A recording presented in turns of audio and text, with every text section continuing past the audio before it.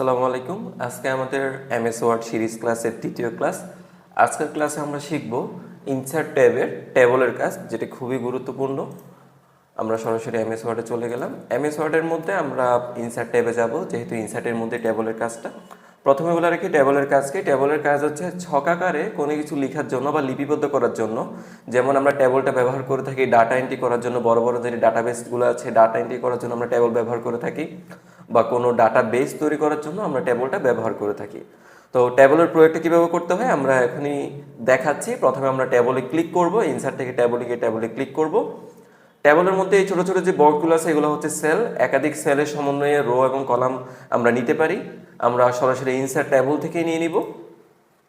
Insert table থেকে নেওয়ার সুবিধা হচ্ছে আমার কয়টা কলাম লাগবে, কয়টা রো লাগবে সরাসরি আমরা এখানে মেনশন করে দিতে পারি। তো আমি তাকে বললাম আমার 5টা রো দরকার, আর আমার কলাম দরকার, আমার 5টা কলাম দরকার, আর রো দরকার হচ্ছে আমার 10টা। তো আমি 5 নিচে 10 দিয়ে ওকে করে দিলাম। তাহলে এভাবে আমাকে একটা ছক দিয়ে দিবে, যেটাকে বলা হয় টেবল। আমরা এই টেবলের মধ্যেই ডাটা এন্ট্রি করব। প্রথম সেলে আমি এখানে একটা হেডিং বসিয়ে দিব, কারণ হেডিংয়ের মাধ্যমে আমার নিচে কোন ডাটা এন্ট্রি হবে ওইটা আমরা বুঝতে পারবো। এখানে আমরা দিলাম এসএল, এখানে আমরা দিলাম হচ্ছে স্টুডেন্ট নেম, এরপর আমরা দিয়ে দিলাম হচ্ছে ফাদার্স নেম, এরপর আমরা দিয়ে দিলাম হচ্ছে মাদার্স নেম, এরপর আমরা দিয়ে দিলাম হচ্ছে রিমার্কস। এখন আমরা কি করব, এই ঘরটা যেমন এসএল এর জন্য এত বড় ঘর প্রয়োজন নেই, ঘরটা ছোট করব কিভাবে। ঘরটা ছোট করার জন্য আমাদের এখানে যে দাগটা আছে এটা হচ্ছে আমার কলাম, এটাকে বলা হয় কলাম। আর রো হচ্ছে কোনটা, রো হচ্ছে পাশাপাশি যে বক্সগুলো থাকবে এটাকে বলা হয় রো। আর প্রত্যেকটা বক্স হচ্ছে ইন্ডিভিজুয়াল সেল, এগুলোকে বলা হয় সেল। তাহলে এটা হচ্ছে কলাম, এই পুরোটা হচ্ছে কলাম, এই পুরোটা হচ্ছে কলাম, আর এই পুরোটা হচ্ছে রো। পাশাপাশি বা সারি আকারে যেটা থাকবে ওইটা হচ্ছে রো, আর সোজাসুজি লম্বা আকৃতি যেটা থাকবে ওটা হচ্ছে কলাম। তা আমি এসএল এর জন্য এত বড় যেহেতু কলাম রাখবো না, এসএল এর জন্য এত বড় কলাম প্রয়োজন নেই, কলামটা আমি একটু ছোট করে নিব। ছোট করার উপায়টা হচ্ছে আমাদের কার্সর পয়েন্টটা একদম দাগের উপর নিয়ে যাব। দাগের উপর নিয়ে গেলে এটা দুই পাশে একটা অ্যারো সাইন চলে আসবে। যখনই অ্যারো সাইন আসবে তখনই মনে করতে হবে আমার কলাম ছোট করার জন্য রেডি। আমরা মাউসের লেফট বাটন চেপে ধরে বাম দিকে মুভ করলে কলামটা ছোট হয়ে যাবে, আর ডান দিকে মুভ করলে কলামটা বড় হবে। তাহলে আমি কলামটা ছোট করলাম, এখানে আমি এসএলটা দিয়ে দেবো 1 2 3 4 5 6 7 8 9, আমরা এসএল দিয়ে দিলাম। এরপর হচ্ছে আমার যদি রো বড় করতে হয় কোনোভাবে, তাহলে আমরা এই যে রো এর যে দাগটা আছে, যে রোটা বড় করব ওই রো এর নিচের দাগে আমরা মাউসের কার্সরটা নিয়ে যাব, লেফট বাটন চেপে ধরে সেম আগের মতো আমরা এটা বড় ছোট করে ফেলতে পারি। তো আমরা এভাবে হচ্ছে প্রত্যেকটা কলামে আমরা রো কলাম বড় ছোট করতে পারি। এখন আমার একটা কলাম বাড়াতে হবে, আমরা কলাম বাড়াবো কিভাবে। যেমন ধরে নিলাম ফাদার্স এবং মাদার্স নেমের মাঝখানে আপনার একটা কলাম বাড়াতে হবে মোবাইল নাম্বারের জন্য অথবা অ্যাড্রেস দেওয়ার জন্য, বা আমি স্টুডেন্ট নেমের পরে আমি একটা কলাম বাড়াবো অ্যাড্রেস দেওয়ার জন্য। তো কলাম বাড়ানোর অনেকগুলো পদ্ধতি আছে, আমরা সবগুলো পদ্ধতিই দেখব। প্রথমত হচ্ছে এই দুইটার মাঝখানে যে একটা দাগ আছে ওই দাগের একদম শুরুতে চলে যাব। আমাদের যেহেতু আপডেট ভার্সন হচ্ছে এই অপশনটা সবার এখানে অ্যাভেলেবেল থাকবে। প্লাসে ক্লিক করলাম, তাহলে খেয়াল করেন আমাদের এখানে একটা কলাম বেড়ে গেল। আমরা এই কলামটা ডিলিট করব কিভাবে, যদি প্রয়োজন না হয় আমরা সিলেক্ট করব, সিলেক্ট করে ব্যাক স্পেস দেওয়ার মাধ্যমে কিবোর্ডে যে ব্যাক স্পেস আছে ব্যাক স্পেস দিলে কলামটা ডিলিট হয়ে যাবে। এখন আরেকটা পদ্ধতিতে আমরা কিভাবে কলামটা বাড়াতে পারি বা রো বাড়াতে পারি আমরা ওইটা দেখব। আরেকটা পদ্ধতি হচ্ছে আমরা টেবলের লেআউটে চলে যাব। খেয়াল করেন আমাদের এখানে যে টেবলটা আছে টেবলের জন্য দুটো আলাদা অপশন আছে, একটা হচ্ছে টেবল ডিজাইন আর একটা হচ্ছে লেআউট। আমি যদি মাউসের কার্সর দিয়ে বাইরে ক্লিক করি তাহলে এই দুটো অপশন থাকবে না, কারণ এই দুটো অপশন শুধুমাত্র হচ্ছে আমার টেবলের জন্য। তাহলে আমি যখন টেবলে ক্লিক করব তখন এই দুটো অপশনের কাজ আমি করতে পারবো। আমি আগে রো বাড়ানোটা একটু দেখাই দিই। রো সেম, আমরা এখানে যে দাগটা আছে 1 এবং 2 এর মাঝখানে কোনো বাড়াতে হলে 1 এবং 2 এর মাঝখানে যে দাগটা আছে ওইখানে আমরা প্লাসে ক্লিক করলে রোটা বেড়ে যাবে। আর ডিলিট করার সিস্টেম হচ্ছে আমরা জাস্ট সিলেক্ট করব, সিলেক্ট করে ব্যাক স্পেস দিলে ডিলিট হয়ে যাবে, বা ব্যাক স্পেস দেওয়ার পরে ডিলিট না হলে আপনি একটা এন্টার ব্যবহার করতে পারেন, এন্টার ব্যবহার করলে ডিলিট হয়ে যাবে। যেমনটা এরকম সিলেক্ট করার পর আমি ব্যাক স্পেস দিলাম, এখানে সে আমাকে বলতেছে শিফট সেল, আপনি এগুলো দেখার প্রয়োজনে জাস্ট ওকে দিয়ে দিবেন তাহলে ডিলিট হয়ে যাবে। ওকে, আচ্ছা এরপর হচ্ছে আমি এই যে আমার 1 থেকে 3 2 নম্বর আমার রোটা নিই বা আমার এখানে অ্যাড্রেসের কলামটা নিই, আমরা এগুলো বাড়ানোর অন্য আরেকটা সিস্টেম দেখবো, এটা হচ্ছে লেআউটের মাধ্যমে।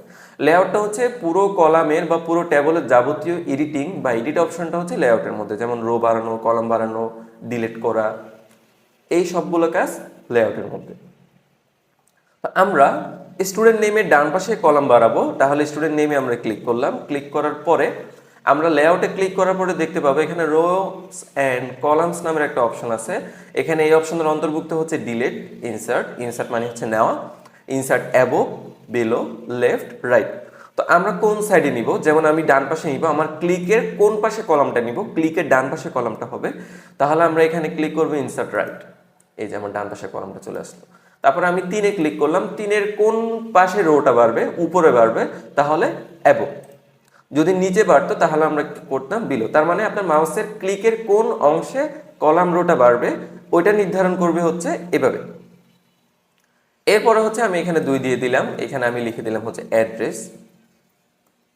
এখন আছে আমার উপরে একটা রো বাড়াতে হবে। উপরে রো বাড়াতে হলে কি করবো, আমরা এসএল ক্লিক করে ইনসার্ট অ্যাবভে ক্লিক করলাম।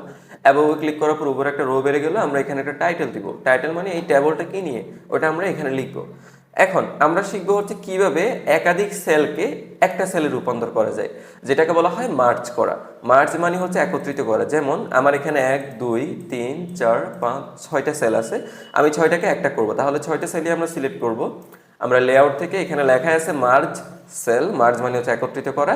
আমরা ক্লিক করার পরে দেখেন সবগুলো ঘরে একটা ঘরে রূপান্তরিত হয়ে গেল। তাহলে এখানে আমরা লিখে দিলাম যে স্টুডেন্ট ডেটা বেস। এখন লেখাটা আমরা সেন্টার অ্যালাইন কিভাবে করব, আমরা হোমের অ্যালাইনমেন্ট ব্যবহার করব না, এখানে যে অ্যালাইনমেন্টগুলো আছে এগুলো ব্যবহার করব না। আমাদের লেআউটে টেবিলের জন্য আলাদা কিছু অ্যালাইনমেন্ট দেওয়া আছে, আমরা এগুলো ব্যবহার করব। এখন আছে লেআউটে 9টা অ্যালাইনমেন্ট, আমরা সচরাচর দেখছি 4টা অ্যালাইনমেন্ট। এখন 9টা অ্যালাইনমেন্ট কোনটা কি কাজ ওইটা দেখার জন্য আমরা রোটা একটু বড় করে নিব, আর একটু বড় করে নিই। এখন খেয়াল করি আমরা এখানে আমাদের এখানে বাই ডিফল্ট অ্যালাইন টপ লেফটে থাকে, আমরা যদি সেন্টার করি তাহলে সেন্টারে আসবে ঠিকই, কিন্তু একদম মিডলে আসলো না। তাহলে এখানে আপনি যে অংশে ক্লিক করবেন সেই অংশে চলে যাবে। যেমন এই সবগুলোর মধ্যে মিডল হচ্ছে এটা, আমি যদি মিডলে ক্লিক করি তাহলে আমার টেক্সটটা একদম মিডলে চলে আসবে। আর যদি বটম রাইটে ক্লিক করি তাহলে বটম রাইটে চলে যাবে।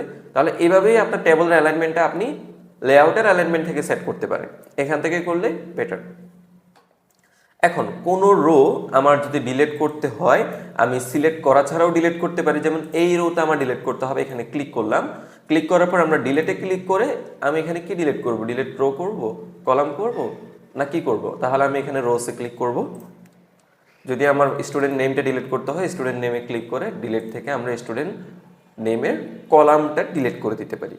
ওকে, এরপর আমাদের এই যে আমি ডিলিট করে দিলাম, আমি যদি চাই এটা আবার ব্যাক আনতে বা ফেরত আনতে তাহলে আমরা একটা কিবোর্ড কমান্ড ব্যবহার করতে পারি, যেটাকে বলা হয় Ctrl+Z। তার মানে হচ্ছে এটার নাম হচ্ছে আনডু করা।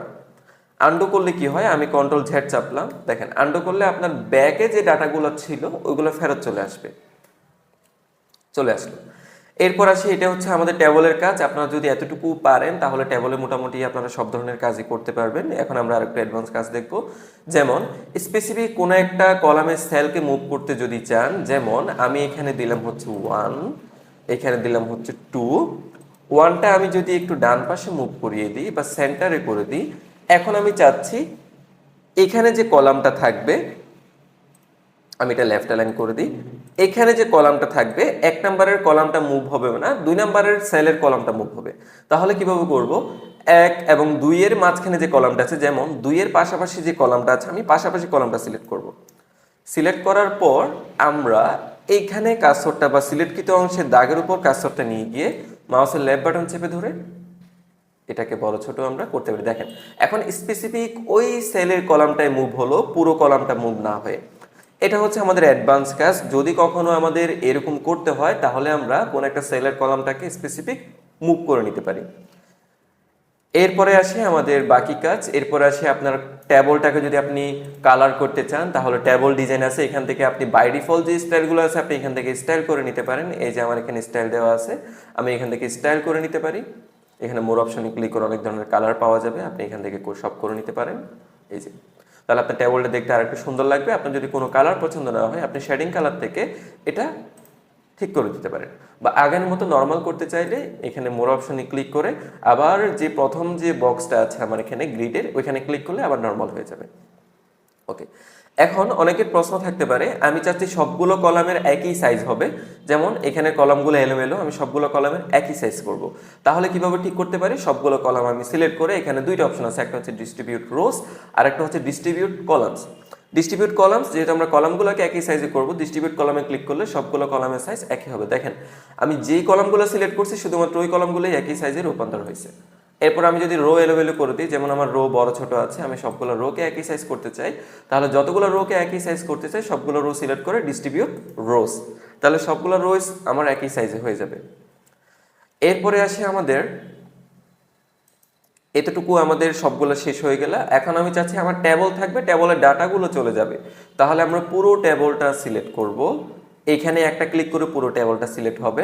সিলেক্ট করে কিবোর্ড থেকে আপনারা ডিলিট প্রেস করবেন। ডিলিট প্রেস করলে আপনার টেবলটা থাকবে, টেবলের ডাটাগুলো চলে যাবে। তো আজকে আমাদের টেবলের ক্লাসের এই পর্যন্ত। আমরা টেবলের সেকেন্ড পার্টটা করব আগামী ক্লাসে। ধন্যবাদ সবাইকে।